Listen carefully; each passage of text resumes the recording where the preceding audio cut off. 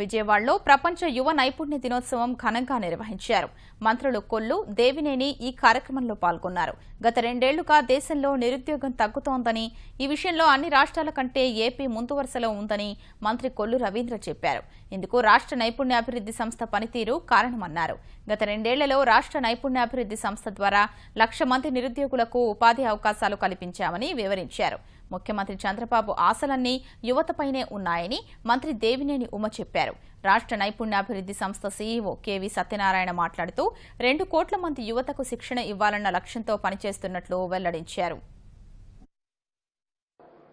గత 2 సంవత్సరాలుగా దాదాపు 3,50,000 మందికి ట్రైనింగ్ ఇస్తే దాదాపు 84,762 మందికి ప్లేస్మెంట్ ఇచ్చినటువంటి ఘనత ఆంధ్రప్రదేశ్ రాష్ట్ర ప్రభుత్వాన్ని అని కూడా ఈ సందర్భంగా మీకు తెలియజేస్తా ఉన్నాను.